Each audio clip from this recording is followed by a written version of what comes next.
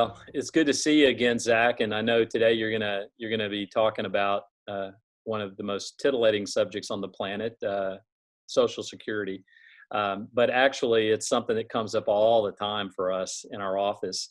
And as I was thinking about this conversation, and you and I were talking a little bit about it, I was thinking back to when I first started working with clients back in the early '80s, probably '84, and back then, nobody thought including me. I never thought I was going to be able to draw Social Security. It just seemed like it was being mismanaged back then, and that there wasn't. How were they ever going to afford it? And yet, here we are, and I'm staring it in the face here in a few years of being eligible, and I'm like, well, it's still there.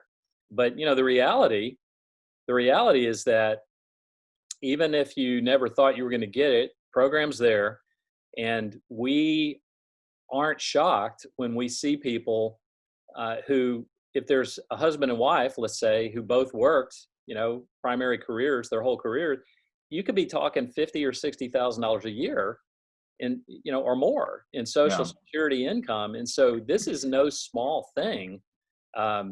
It's a huge area of planning, and so I think it's great that we're visiting this, and you're going to take us through some of the basics of it, but probably I think what you're going to talk about today, I would have to say, is one of the most common things that we get asked about on a regular basis. So I'm looking forward to hearing what you want to talk about, and I'm just going to sit back and chime in if you want my opinion on anything. But so what kind of tell us what we're going to be talking about today. So most of our discussion is just going to really center around Social Security and the ages that someone can start to take Social Security. So there is many times people that are in their 50s or even you might be, if you're listening, in your mid to late 60s and you still haven't started, and you're wondering, should I start today or should I wait until I'm 70 until it maxes out? So we'll be focusing on the basics of this concept of the full retirement age, which everybody has, and how when you start drawing benefits, your amount can vary based on when you start around that age. So sometimes there's ways for it to increase or decrease, but we were just going to touch on that. And I will say that a lot of our discussions around Social Security are initiated by the fear of, hey, I really don't think I'm going to get this. I need to start. Maybe you're already 62 and you're saying, I need to start right now. Maybe you did start early because you were afraid you weren't going to get it. And you mentioned 1984. 36 years later, it's still been pumping out benefits. And here recently, there's been some economic situations that have come up that have, again, put the Social Security program and its solvency really in question. So I don't know if we're really going to get into that today, but we'll jump into talking about full retirement age. So, well, I will just throw this in on that, Zach. For years, I have been expecting, and I still expect, at some point, politicians being who they are, they're never going to do something that's going to blow their chances of getting reelected unless they absolutely have to. And so I think when they're dealing with the financial reality long term, as the baby boom generation continues to age, I think that they're going to be forced to do one of two things, maybe a combination of both. I think at some point they will continue to raise the amount of income that's taxable for those paying in. That affects, sadly, people of your generation more than the ones drawing from the system. But the other thing I think that's going to happen, and this one will be very politically easy for them to do, which is why I think they're going to do it. I think they're going to means test it eventually, meaning that people who've been responsible and saved, and maybe they've got plenty of assets, maybe a business generating income or large retirement accounts or whatever. In other words, they've done what they should do. Those people will somehow be means tested to where they get little or even no Social Security benefit. And the problem is there's not many of those people relative to the entire population. And so that's why I think politically speaking, it might be something they could do and feel like they're going to dodge a bullet politically on that. But at some point, we can sit here and we can say, well, here's what we think is going to happen, but at the end of the day, we have to deal with the rules as they are, and they are what they are today. The program has gotten over the years more and more generous just because of inflation cranking up the benefits, and so. But you're right. We see so often people come in and a lot of them have already started at 62, and of course, Hmm. there's with very few exceptions, there's nothing we can do about it once they've already made the election. But usually they haven't, and they're wanting to know our decision on that. But a lot of times that is driven by the fact that they think, look, this thing, I want to get as much out of it as soon as I can, because it may not last, right? And so Yeah. usually we don't see that as the best thing for them to do. Sometimes it makes sense, but usually not. Yeah. And just before we hop into some of the ages that you might want to start Social Security, uh, I just want to say that, I mean, there's likely changes coming. If you're thinking about getting it and you really have a fear that you're not going to be able to receive anything, so you're thinking, I better start before I'm not able to. If they do change when people can start taking Social Security, say they raise the age, they're probably not going to do that for people that would soon be eligible to start. So Yeah. if you're close to age 62, probably within 5 years, if you're in your late 50s, and they do raise the start age, it's probably not going to be for someone in your age group, because they hopefully understand and recognize that when you're 5 years away potentially from 62, you might be forming your financial plans at that time, and it's so close that people can be planning their lives around that decision, maybe when they want to retire. So Yeah. for people that are in their 20s, 30s, 40s, I think it's likely that they'll continue to push up at the age for which those younger people can start. So they may not be able to start collecting maybe until 66 or 67. And so really, I would not let that, if you're in your late 50s, I wouldn't let that fear drive your decision to start taking. There's other more important reasons that will likely be will drive your decision that we think it's better to focus on. So Well, absolutely. We should never make decisions based on fear anyway. But right.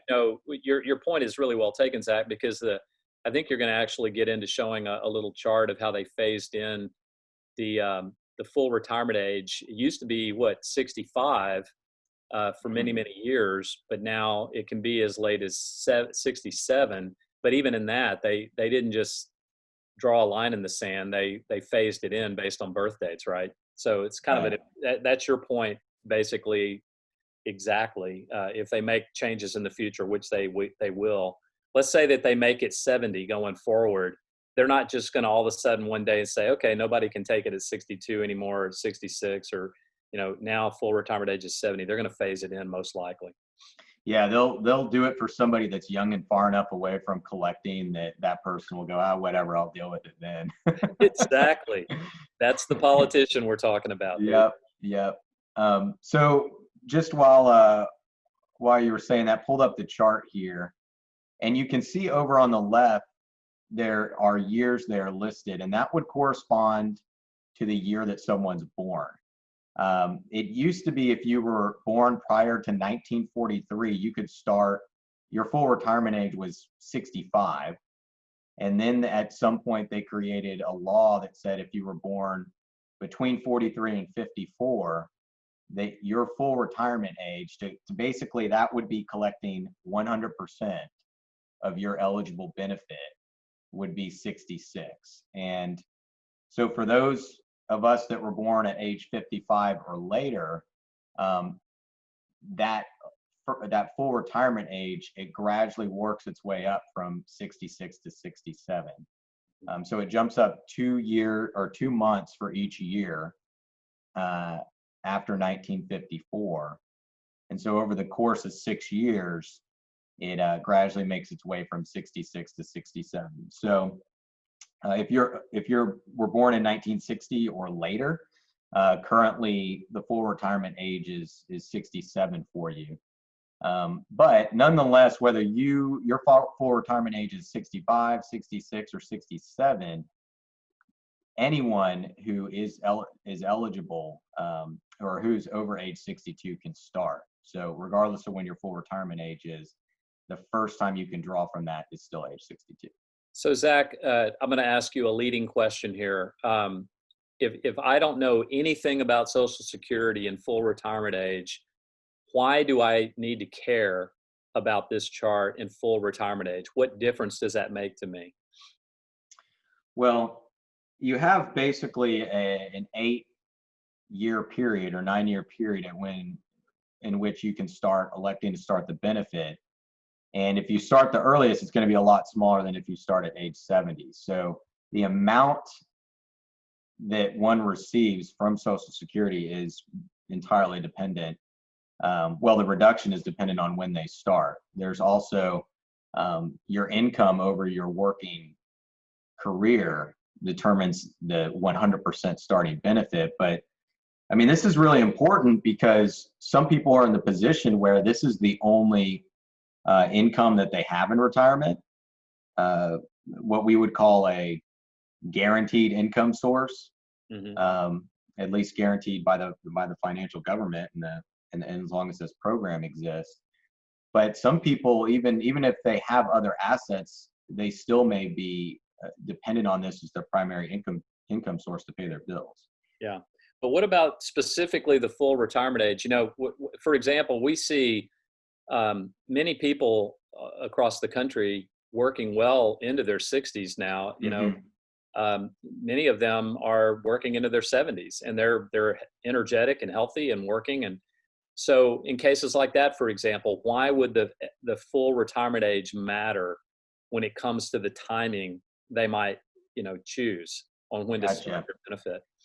Yeah. So Social Security has a rule that if you start taking the benefit prior to your full retirement age, and you're still working, they're going to reduce your benefit based on other income that you receive. So there's a formula that they use, and if you make over a certain amount, then they will start to claw back even what is already the reduced amount because you took the early benefit. I think that threshold, it changes every year. I want to say last time I looked, it's up around 14,000 now. Yeah, 15,000, I think, for individuals, and I think it's up around 32 or so for those that are married, I believe.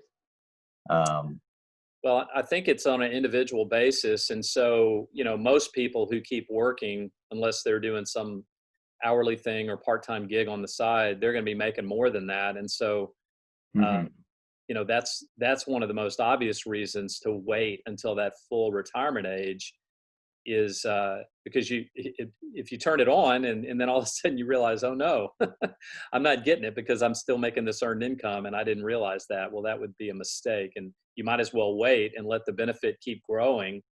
But then something magical happens at full retirement age. Let's say somebody on this chart, somebody was born in 1959 and they hit their full retirement age. It looks like at 66 and 10 months. And they're still working, and let's say they're making $50,000 a year in their full-time job, they could go ahead and claim their Social Security benefits then, right? They could, yeah. They could be working and simultaneously collect the benefit, and it wouldn't be reduced. Now, that still may not be the best option for that person because once you hit your full retirement age, if you don't start the benefit then, they will increase your benefit. They call it delay credits, and it's done by the month. So each month that you wait to start your benefit after your full retirement age, they will increase that starting amount. And so that really, there's a lot of planning that can be done and things that need to be looked at to determine whether somebody would want to do that at full retirement age or wait, especially whenever you're in a relationship and you have a spouse. There may not be a reason to wait for yourself, but there's some complex situations that come up where maybe you want to hold off collecting your benefit because it provides some type of future benefit to your spouse as a survivor. And that's a great point. And we do see that, right? Where you've got maybe a spouse who's worked at the highest level of income for Social Security, and they're going to get, let's say, $3,000 a month at age 70. If they started taking it early, they might only get $2,500 a month. And then wherever it starts, it'll go up a little bit with the cost of living increases. But what a lot of times people don't think about is what you just said. At the first death, the surviving spouse gets the higher of the two benefits. And so, having an extra $500 a month for a surviving spouse on that higher Social Security benefit could be a huge game changer for a surviving spouse. So that's one of those things that's almost nobody thinks about that. Right. At the time. So you really these rules are complex, and you got to really think about them in context, right? That's the big thing we're always saying. Think about not just this as a separate decision, but how does this decision fit in the context of the rest of your holdings and the rest of your income sources? And, are you married or not? All those things, right? So it's not only complex in the rules, but it's also complex because it's unique to each individual and their circumstances. Right. So before we take down this chart here, just want to kind of briefly go through it for you that are watching that were born in these ages. You probably looked at your individual row here, but to decide when you want to start benefits, you can see in the fifth column, it shows the reduction that you would have to your benefit if you took it at the earliest time possible at age 62. And let's just say you were retired at age 60 and you weren't working any longer, so that wasn't an issue for you. You could say, hey, I'm not working, so I'll just start Social Security. Well, you can see there, if someone was born in 1960 or later, they would take a 30% hit to their benefit just for starting at age 62. So they would start to receive a check earlier, but it would be reduced. Some people say, oh, well, if I delay or if I start early, what would be the break even?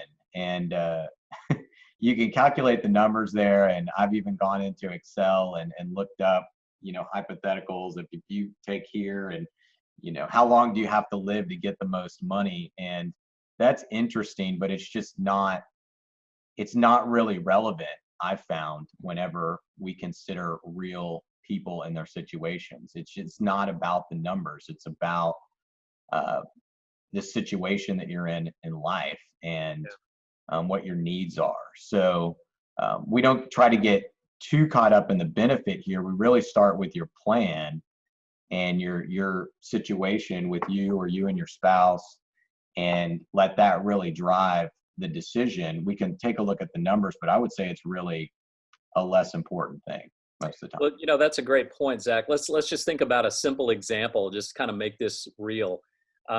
Let's say that somebody comes in to see us, and the wife had a 30-year career at a major oil company, let's say, and she earned a big fat pension, a guaranteed pension, and she's going to get that from that oil company. We already know that. That's part of their income stream. And they tell us that based on what they need, that's about 80% of their spending needs. So they're pretty much covered now with guaranteed income, right? So in a situation like that, they've also got some 401k plans and that kind of thing.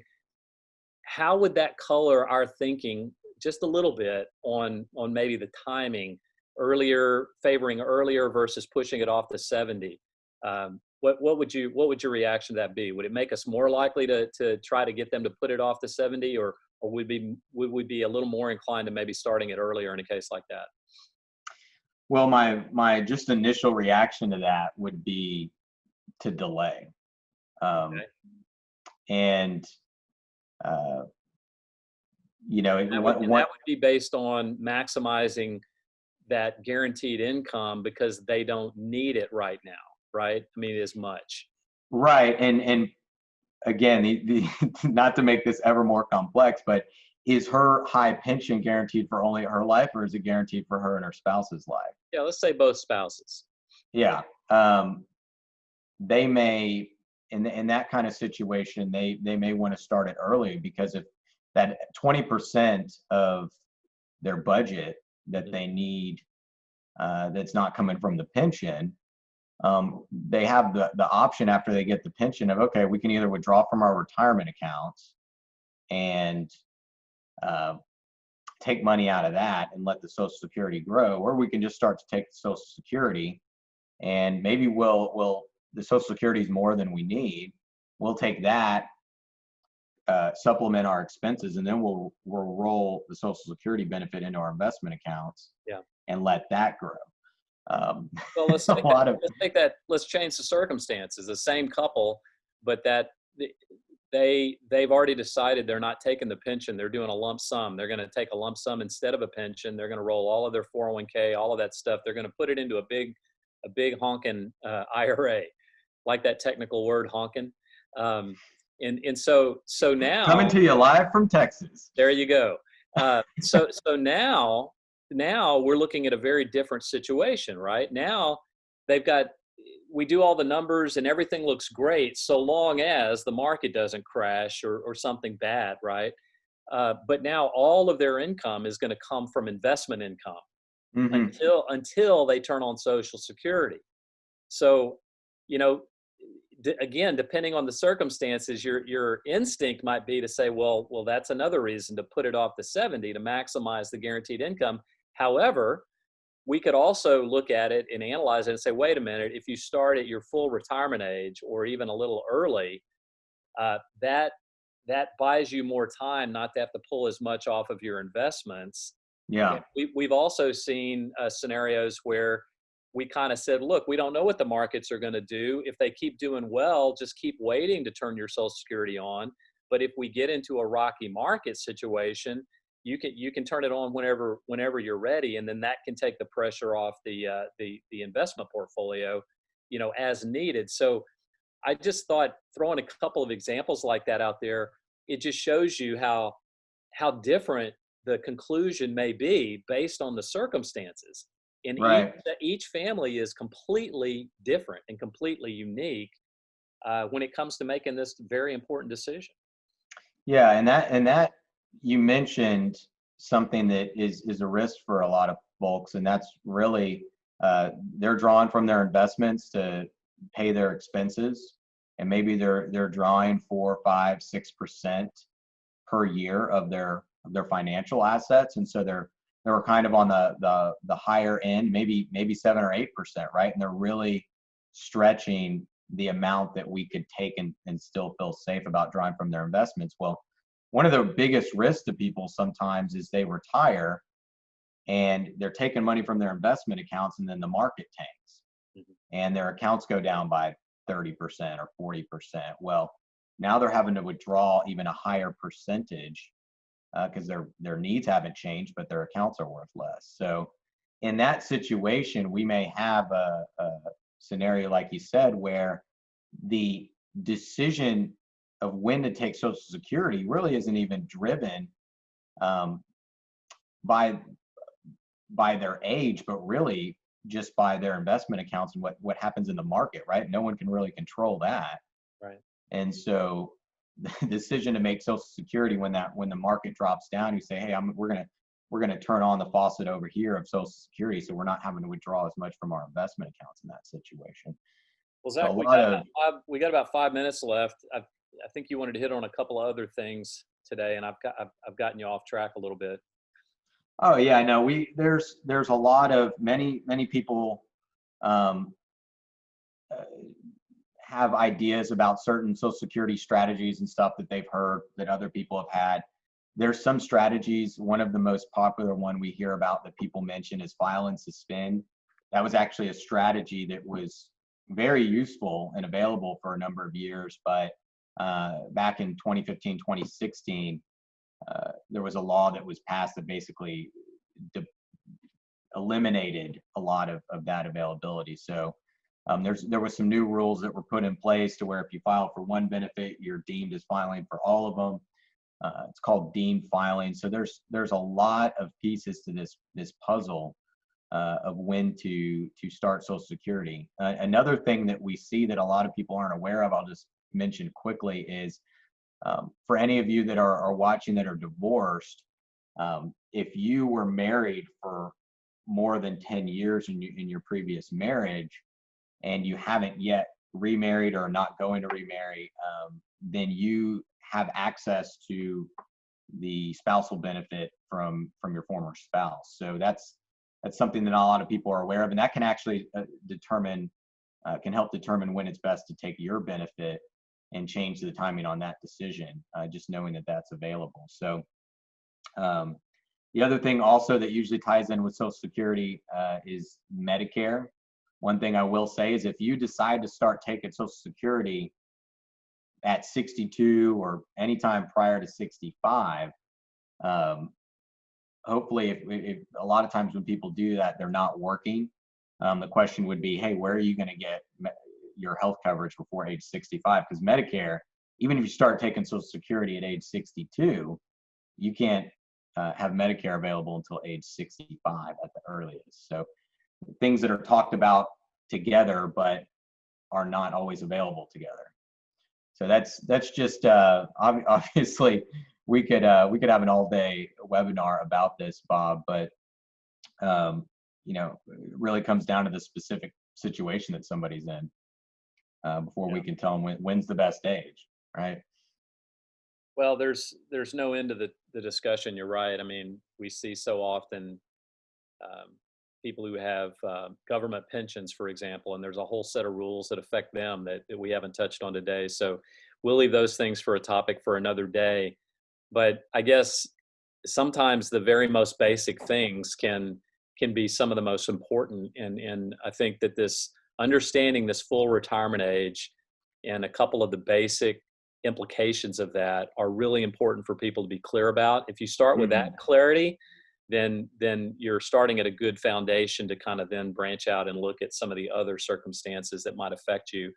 But it's one of those things where you just can't go and look at the website and really figure it out. I mean, it's hard enough to understand the rules, but then you've got to kind of take the not the rules, but you gotta take the circumstances and shake all that up and make a good decision, the one that's best for you. And we like to think that's part of our role is kind of being an advocate for people to help think these things through. And we don't even know the rules completely. I mean, we know a lot about it, but I don't know that there's anybody I've ever met that knows every single rule authoritatively. It's such a massive system. We always have to point people and defer to the Social Security Administration for the ultimate facts on these things. But I think we have a pretty good working knowledge of it. And so helping people with that and having it in context of their bigger picture, I think is a really, really good place to begin before you go and even meet with Social Security, make that decision. Next week, we're gonna dig in a little bit to another topic on another point, and that is education funding. People are often wondering how should I save for college? It's gotten to be so expensive, and you may have heard of 529 plans. You may have heard of UTMA or UGMA accounts, Uniform Gift of Minors accounts. We're going to be talking about that next week a little bit and giving you some of our opinion. I like to tell people, Zach, we're experts in our own opinions, right? So we have we understand UTMAs, we understand 529s, we understand some other strategies, and so we'll be talking about that next week. But for today, we're out of time. Anything you want to close with before we wrap up? No, that's really it. I would just say, for you that are watching, we miss meeting in person with you, and if you're on the cusp of making this decision, everybody has a friend or a neighbor or somebody, but please seek some type of advice. Multiple sources of advice would be the best thing to really, before you pull the trigger on this, because it's one of those things that once you pull it, there's some ways you might briefly reverse the decision, but it's basically locked in for the most part. So, Well, Zach, that's a great point. And I will just close with this point. Almost every week, we have at least one phone call with somebody who's not a client of ours. Maybe it's a 15 or 20-minute phone call where that's our way of making ourselves available to people who aren't sure if they want to work with somebody, but they're curious. And it's a safe, non-threatening way for them to talk to somebody who does what we do. And it might be that they've got questions about their own Social Security, or maybe they're worried about the markets and their investments and whatever.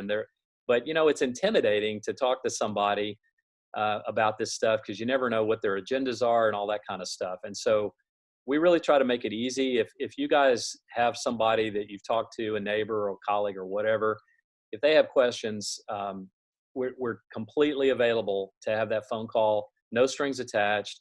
And sometimes that leads to us working with folks. Other times we just give them our opinion, and they go about their way, and hopefully we've helped them a little bit. So we're available to do that. All they got to do is just reach out to our office, and we'll schedule that 15-minute call and be happy to talk to people. Anyway, good seeing you, Zach. Have a great day, everybody. We're going to wrap it up. We'll talk to you next week.